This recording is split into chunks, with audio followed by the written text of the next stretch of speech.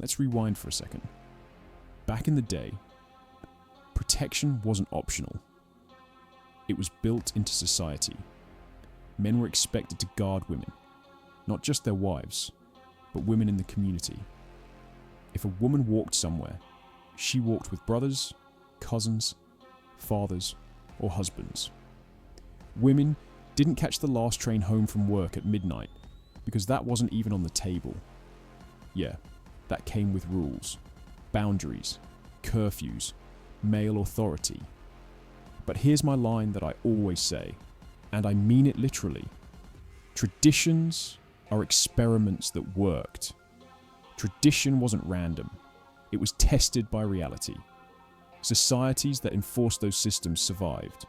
Women stayed safer, families stayed intact, and men had a clear role and responsibility: protect and provide. People today call that oppression, but oppression means restriction without benefit. Protection means boundaries with purpose. Big difference. A woman walking alone at night back then, that wasn't freedom. That was a death sentence. So society stepped in and said, we're not going to let that happen. Protection wasn't about caging women. It was about survival. Fast forward to today. Feminism came along and said, we don't want restrictions, we want total freedom. And yeah, women got what they asked for. Now you can work late, party alone, travel solo at 2 a.m. Nobody can tell you no. On paper, that looks like progress. But in practice, that's a trade-off society never thought through. And here's the thing about trade-offs. When you remove something, you have to replace it with something. And what replaced tradition was a fantasy. The illusion that freedom equals safety. But freedom without protection is just vulnerability. Andrew Tate gave the perfect example. The Ukrainian girl who worked a late shift, took a train home and got stabbed to death. Freedom didn't protect her. Nobody was there to protect her. And here's the irony. The same women who cry, men don't protect us anymore, are the ones saying, don't tell me what to do. You can't have both. You can't reject male authority and still expect male responsibility. That's not how it works. When you remove the authority of men, you also remove their responsibility. And society has trained men not to step in, not to lead, not to risk themselves. So when danger strikes, women stand alone.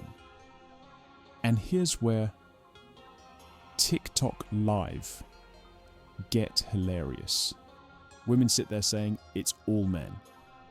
Why don't men protect us? Why are women left to defend themselves?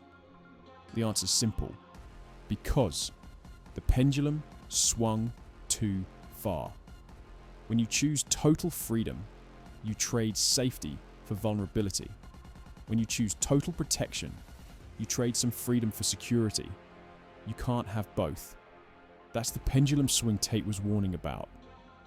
And here's my own point. Look at Islamic countries.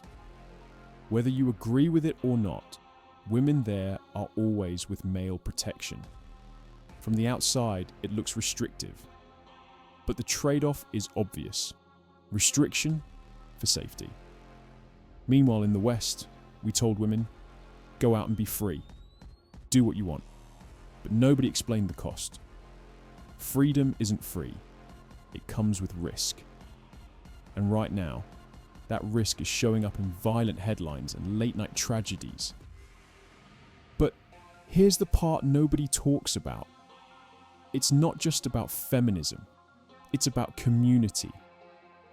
Back then, protection worked not only because of men individually, but because families and communities were tight. You didn't just have one man protecting you. You had uncles, cousins, neighbors, church groups, whole networks. Now, that's gone. Families live scattered across cities. Neighbors don't know each other. People outsource safety to the state or the police instead of relying on community bonds. And here's my opinion. That collapse wasn't an accident. It was by design. Because strong communities are hard to control. An atomized society is easier to manipulate. Break the family, scatter the community, and you leave individuals isolated, especially women. That's when the illusion of freedom gets sold as empowerment, when in reality, it's just vulnerability dressed up with a hashtag.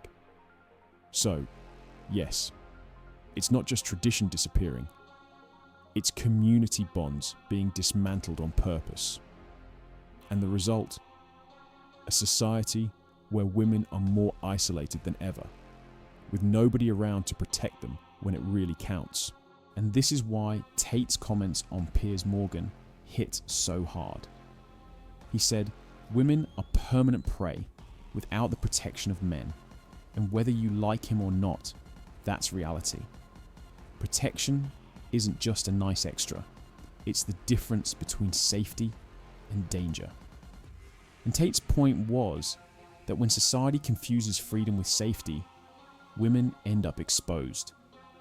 The pushback he got in the interview is the same pushback you hear online. The moment you say women need protection, people cry misogyny. But the real misogyny is pretending women can walk alone in a lawless jungle and calling that empowerment. That's not empowerment. That's abandonment. And that's what Tate was trying to highlight. If men aren't allowed to protect, then women are left to fend for themselves, and they lose. So where does this go? Maybe in the future, AI robots will protect women. Drones on every street corner. Personal AI bodyguards. Digital guardians keeping watch. Maybe technology will try to replace the role of men. But here's the reality. Until then, the formula hasn't changed. Safety requires structure. Structure requires boundaries. Tradition worked because it was tested by reality. It wasn't perfect, but it was proven. Tear it down, and you don't just lose the past, you gamble with the future. And right now, women are paying the price of that gamble.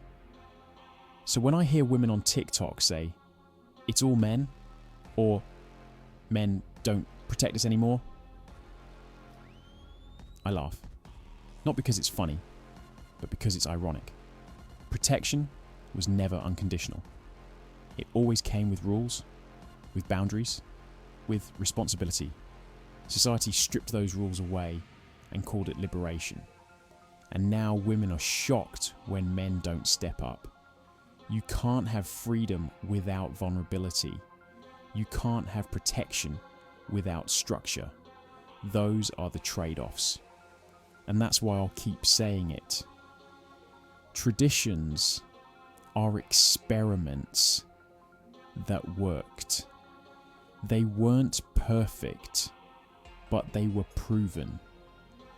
Ignore them, and you don't just gain freedom, you inherit danger.